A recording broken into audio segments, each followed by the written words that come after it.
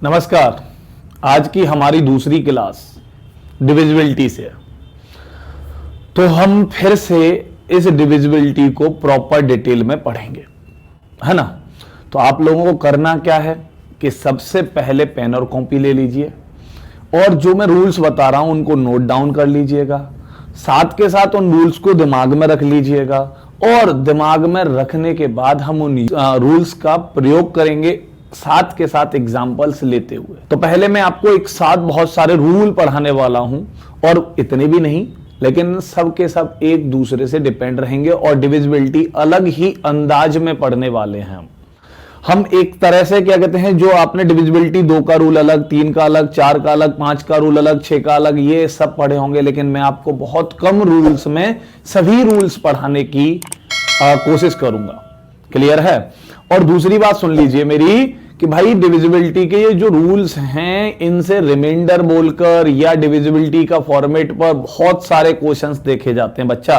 और दूसरी बात के साथ ये जो रूल्स हैं ये कैलकुलेशन पर्पस से बेहद जरूरी हैं, क्योंकि आप लोग सोचते हो कि ये नंबर किससे कटेगी किससे नहीं कटेगी। अगर आपको रूल्स आते हैं, डिविजिबिलिटी आती है अच्छे से, तो आप नंबर को देख के पता कर सकते हो कि ये नंबर किससे कटेगी। क्लियर है। अब देखिए मैं क्या बोलने वाला हूं कि आज का डिविजिबिलिटी, तो डिविजिबिलिटी को हल्के में ना लें पहले तो भाई डिविजिबिलिटी के 2 फॉर्मेट हैं। यहां पर मैंने आपके ये 3 पोर्शन बना लिए। अभी हम क्या पढ़ने वाले हैं यहां पढ़ेंगे भाई हम डिविजिबिलिटी ऑफ 2 की पावर n, ठीक है। और यहां पढ़ेंगे हम divisibility of 3 to the power n, और यहां पढ़ेंगे हम divisibility of 5 to the power n, है ना। अब देखिए करना क्या है, मैंने आपको 2, 3, 5 इनके रूल पर बहुत सारी डिविजिबिलिटी, बहुत सारे नंबर्स की डिविजिबिलिटी पढ़ाने वाला हूं। साथ के साथ क्या होगा कि आपको नॉर्मल रूल पता होगा, आप उसकी पावर को कितनी भी पावर होगी उसका भी डिविजिबिलिटी फॉर्मेट यहीं से लॉजिकली बता सकते हो, बार बार याद करने की जरूरत नहीं पड़ेगी। अब करना क्या होता है देखो, तो डिविजिबिलिटी विभाज्यता इसका सही मतलब है भाई, तो देखो 2 की डिविजिबिलिटी क्या होती है बच्चा, तो 2 को क्या लिखोगे आप, 2 की पावर 1, ठीक है।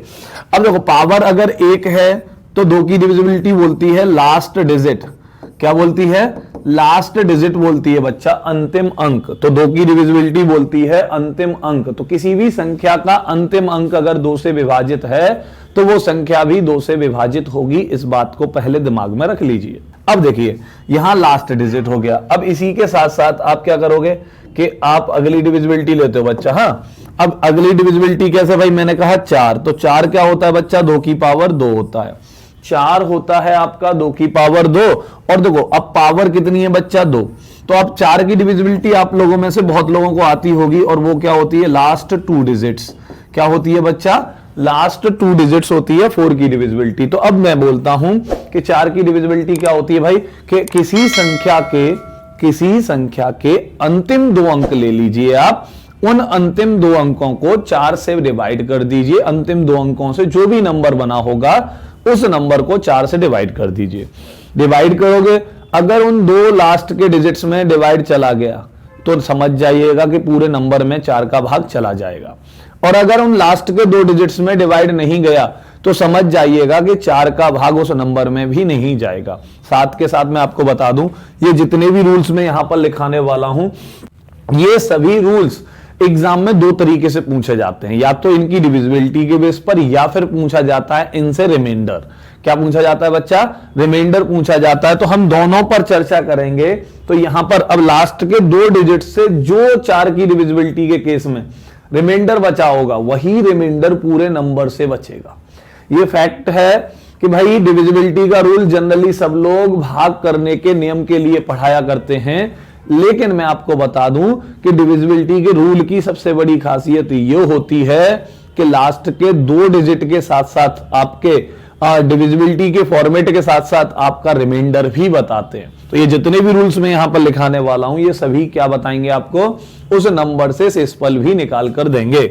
चलिए, तो क्योंकि रिमाइंडर टॉपिक बनेगा हमारा, वहां पर भी क्वेश्चंस पूछे जाते हैं। तो अब देखिए 8 की डिविजिबिलिटी निकालनी है मुझे। तो 8 की डिविजिबिलिटी, 8 को क्या लिखोगे भाई, 2 की पावर 3 लिखोगे आप। चलो भाई 8 को लिख लिया आपने 2 की पावर 3। अब देखो पावर 3 है तो यहां से पता चल रहा है कि लास्ट 3 डिजिट्स, तो 8 की डिविजिबिलिटी क्या होगी बच्चा, लास्ट 3 डिजिट्स किसी भी नंबर के 8 से विभाजित हैं तो वो नंबर आपकी 8 से विभाजित होगी। कोई भी भाई कोई नंबर है जो अंतिम 3 अंकों से फॉर्म हुई है और वो नंबर अगर 8 से डिविजिबल होगी तो समझ जाइएगा कि पूरा नंबर भी 8 से डिविजिबल होगा। और कह सकते हो आप कि जो लास्ट के 3 डिजिट से रिमाइंडर बचेगा वही रिमाइंडर पूरे नंबर से भी बचेगा। क्लियर है। अब देखिए मैंने बोला भाई ये 8 हो गया, अभी यहां पे 16 है। अब 16 को आप क्या लिखोगे बच्चा, 2 की पावर 4। 16 को आप लिखोगे 2 की पावर 4 और डिविजिबिलिटी समझ में आ गई होगी कि 2 की पावर 4 तो इसका मतलब हो गया लास्ट 4 डिजिट्स। तो 16 की डिविजिबिलिटी का रूल हो गया अंतिम 4 अंक। अब किसी भी नंबर के अंतिम 4 अंक पकड़ लीजिए और उन 4 डिजिट्स को क्या कहते हैं 16 से डिवाइड कर दीजिए। 16 से डिवाइड करके जो भी रिमाइंडर बचेगा तो वो पूरे नंबर से बचेगा। अगर उन 4 अंकों में भाग चला गया तो समझ जाइए पूरे नंबर में भी 16 का भाग जाएगा। क्लियर है। अब ऐसे ही आगे आप 32 के लिए भी जा सकते हो, 2 की पावर 5। ऐसे ही आप 64 के लिए भी जा सकते हो। ऐसे ही आप क्या कहते हैं 128 के लिए जा सकते हो।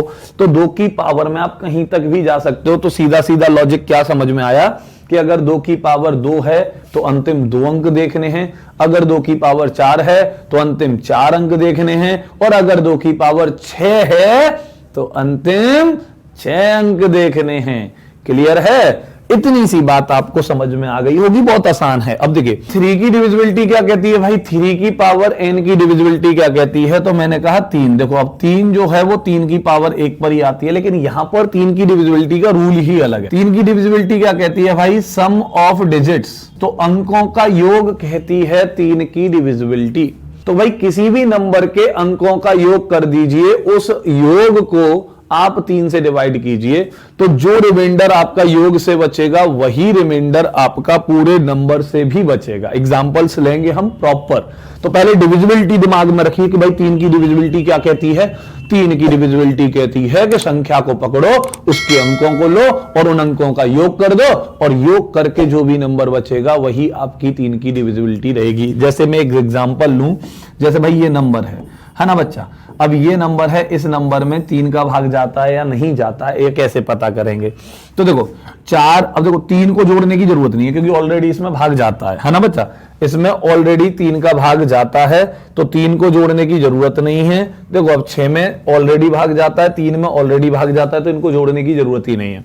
अब आप देखो जोड़ोगे 4 और 7 11 हो गए, 11 और 2 13 हो गए। अब 13 में 3 का भाग किया बच्चा, तो 3 का भाग 12 तक गया और रिमाइंडर 1 बच गया। तो क्या पता चला कि अब इस नंबर में आप 3 से भाग कीजिएगा तो भाग पूरा पूरा नहीं जाएगा, 7 के साथ ये एग्जैक्ट डिविजिबल नहीं होगी। दूसरी बात कि भाई ये नंबर पर भाग करने पर रिमाइंडर 3 से कितना आएगा, 1 ही रिमाइंडर आएगा। ये बात दिमाग में रख लीजिए, चाहे इस पूरी संख्या में कीजिए चाहे आपके सम में कीजिए, रिमाइंडर 1 ही आएगा, और वो रिमाइंडर क्या आएगा बच्चा, 1। क्लियर है। इतनी बात आपको दिमाग में आ गई होगी। अब देखो मुझे क्या करना है भाई, मुझे जाना है अभी 9 की डिविजिबिलिटी पर, और 9 की डिविजिबिलिटी क्या कहती है।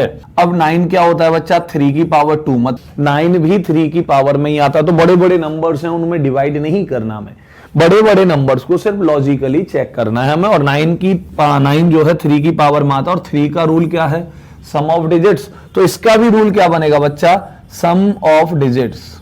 तो किसी भी नंबर के डिजिट्स का जो सम करोगे आप, योग करोगे, उसको क्या कहते हैं 9 से भाग कीजिएगा। अगर उस योग में 9 का भाग चला गया तो समझ जाओ कि उस पूरे नंबर में भी 9 का भाग चला जाएगा, और अगर योग में 9 का भाग नहीं गया तो समझ जाओ कि उस नंबर में भी 9 का भाग नहीं जाएगा। एक और बात दिमाग में रख लो कि जो योग से शेषफल आएगा वही शेषफल पूरे नंबर से भी आएगा। जो रिमाइंडर आपके सम में डिवाइड करने पर बचेगा वही रिमाइंडर पूरे नंबर से भी बचेगा। चलो भाई अभी देखो 27 हुआ, 27 3 की पावर 3 ही होता है, रूल सेम ही रहेगा, सम ऑफ डिजिट्स।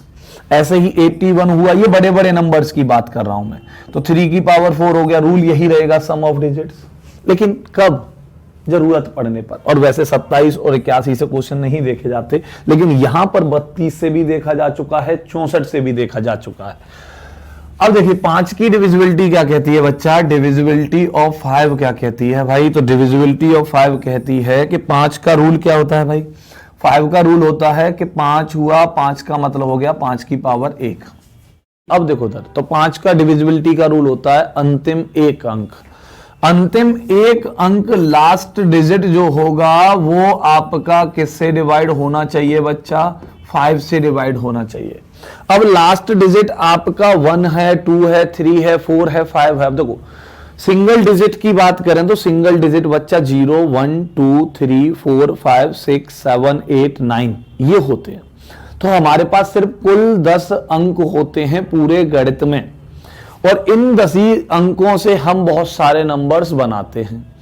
अब इन 10 अंकों में से 5 से जो डिवाइड होते हैं वो 2 अंक डिवाइड होते हैं, एक तो 5 और दूसरा 0, क्योंकि 0 में बच्चा पूरे जहान का भाग चला जाता है। 0 एक ऐसा नंबर है जिस नंबर में किसी का भी डिवाइड चला जाता है सिवाय 0 के, सिवाय 0 के। आपका 0 में भैया किसी भी नंबर का, चाहे 0 में आप 5 का भाग करो, चाहे आप 0 में 10 का करो, चाहे 0 में 50 का, 0 में 55 का, सबका भाग जाएगा क्योंकि 0 बनाएगा। लेकिन 0/0 करोगे तो वो डिवाइड नहीं होगा। मैंने पिछली वीडियो आपकी उसमें भी बताया था नंबर्स वाली में कि 0/0 जो है नॉट डिफाइन है। चलो भाई, अब देखो 25 हुआ बच्चा, तो 25 को आप क्या लिखोगे, 5 की पावर 2 लिखोगे। 25 को क्या लिखोगे आप, 5 की पावर 2 लिखोगे। अब देखो पावर 2 है तो यहां पर डिविजिबिलिटी का रूल क्या होगा बच्चा, तो यहां पर डिविजिबिलिटी का रूल होगा लास्ट 2 डिजिट्स, है ना। यहां डिविजिबिलिटी का रूल क्या होगा, लास्ट 2 डिजिट्स।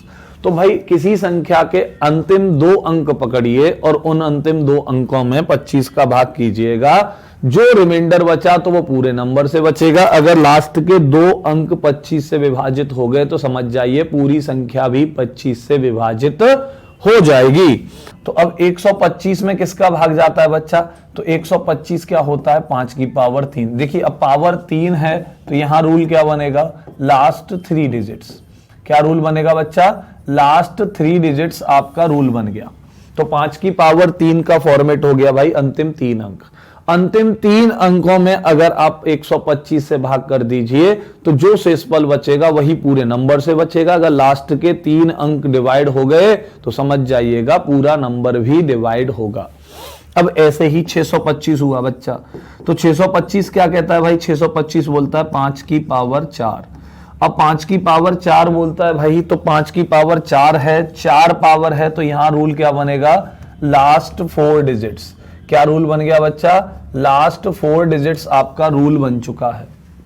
तो ये रूल रहेगा आपका 625 के लिए। आगे भी आप 5 की बहुत सी पावर्स के लिए बढ़ा सकते हो कि 5 की पावर 5 हुई तो अंतिम 5 अंक देखने हैं, 5 की पावर 6 हुई तो अंतिम 6 अंक देखने हैं।